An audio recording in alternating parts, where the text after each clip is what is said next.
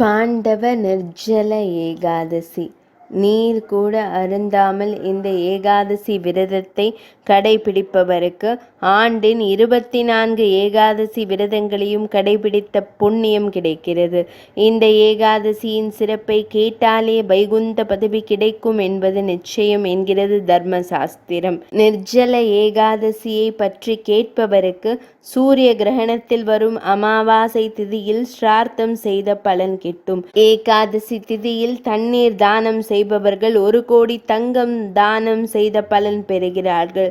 ஆனி மாதம் வளர்பிறையில் தோன்றக்கூடிய நிர்ஜல ஏகாதசியின் விவரங்களை பிரம்ம வைவர்த்த புராணத்தில் வியாச முனிவருக்கும் பீமசேனருக்கும் இடையிலான உரையாடலில் விவரிக்கப்பட்டுள்ளது.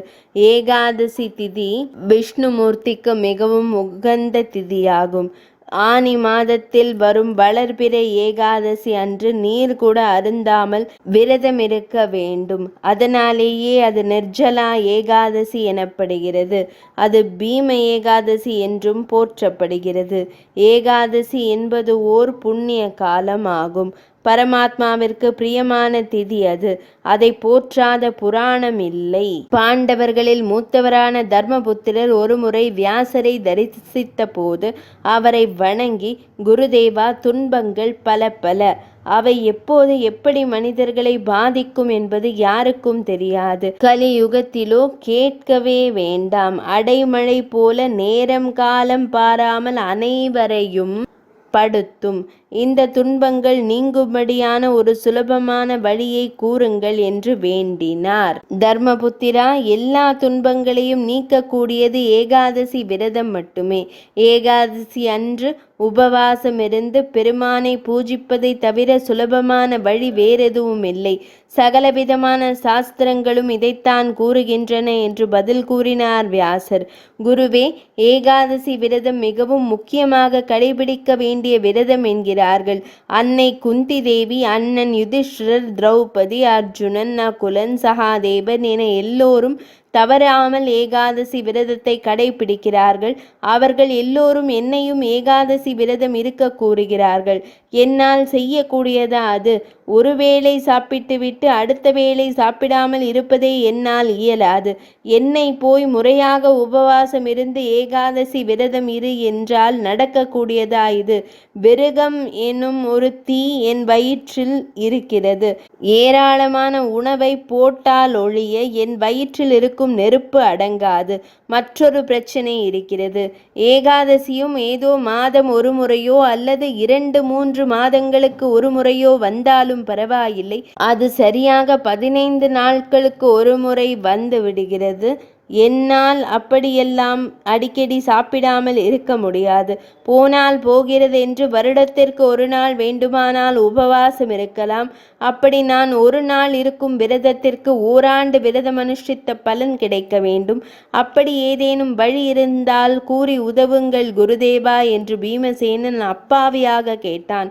நம்மில் பலருக்கும் மாதம் 2 முறை வரும் ஏகாதசி விரதத்தை கடைபிடிப்பது கடினமாக இருக்கலாம்.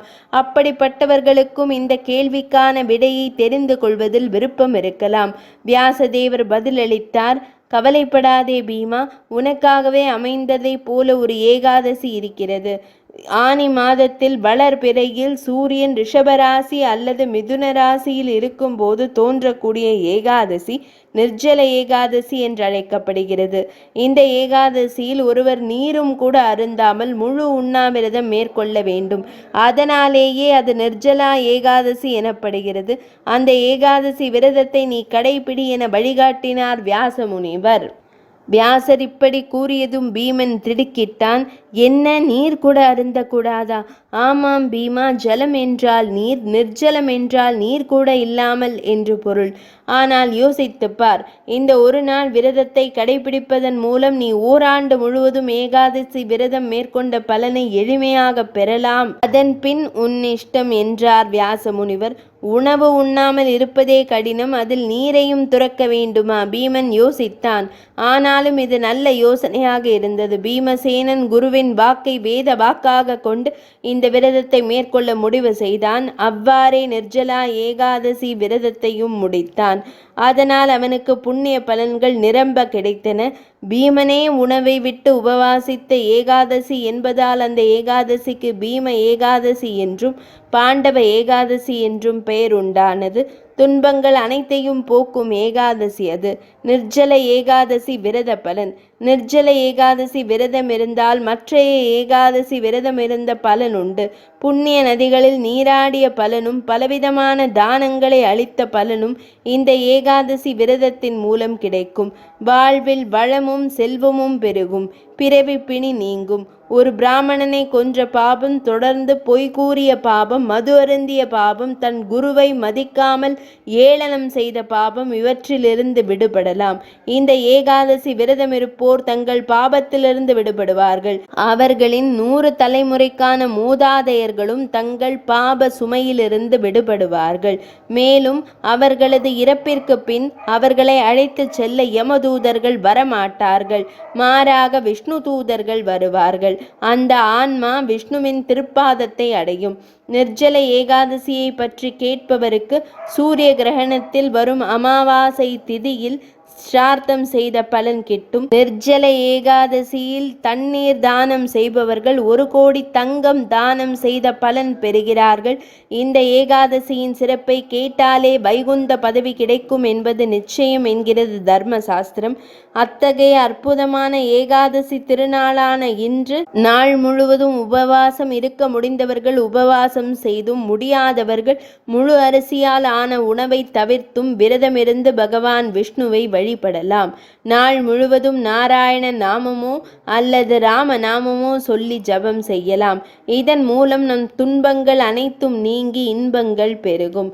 நாராயணா நாராயணா நாராயணா.